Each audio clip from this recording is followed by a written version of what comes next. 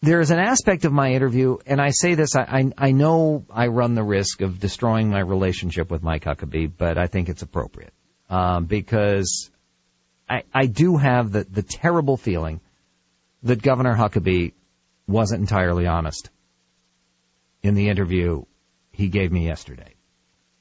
Let me play back for you, and that's a serious charge for a decent man, but I don't think he's handling this well. Let me play back for you part of the interview where I asked Governor Huckabee very directly about what was going on with this guy, Maurice Clemens, who started his life of crime at age 16 by bringing a gun to school, and then was involved in burglaries and robberies and got a very long sentence. Here was my question. Listen to Huckabee's answer, to my follow-up, and then to his answer again. 108 years for burglary and robbery is extraordinary. Was there some aspect of those crimes that had led to this enormous sentence for this young man?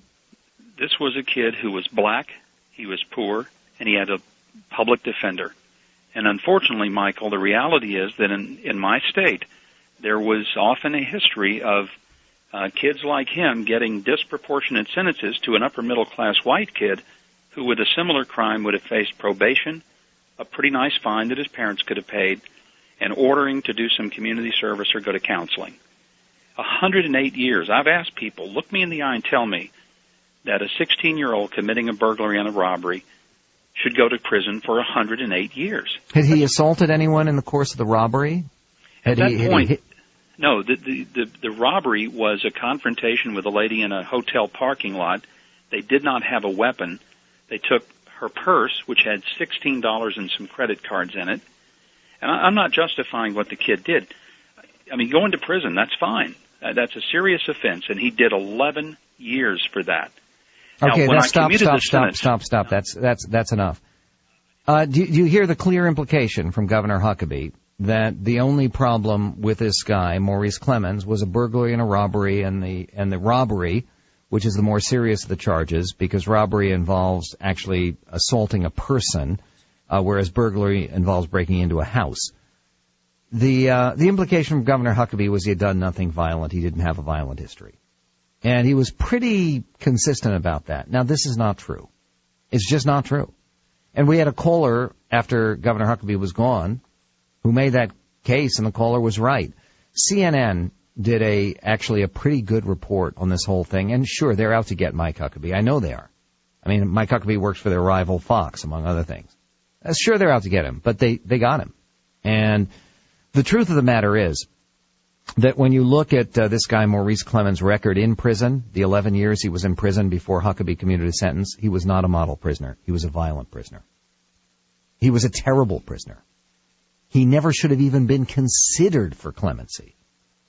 This is what it sounded like when, shortly after the interview with me, a reporter from CNN, whose name I believe is, I have it written down here somewhere. It's a reporter I don't know from CNN, but he was doing a good job. I think it's Griffin Dunn, something like that. He approached and confronted Mike Huckabee in Jacksonville, Florida yesterday.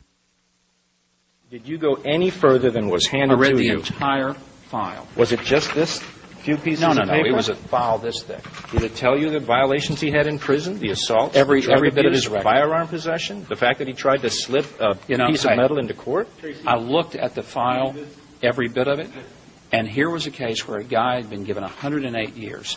Now, if you think that a 108-year sentence is an appropriate sentence for a 16-year-old for the crimes he committed, then you should run for governor of Arkansas. Apparently judges in Arkansas did think that, though, right?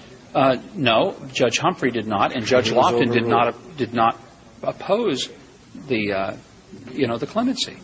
That's what I think you have to understand. You're looking at this 9 years later and trying to make something as if that, I could look into the future. I wish I could have.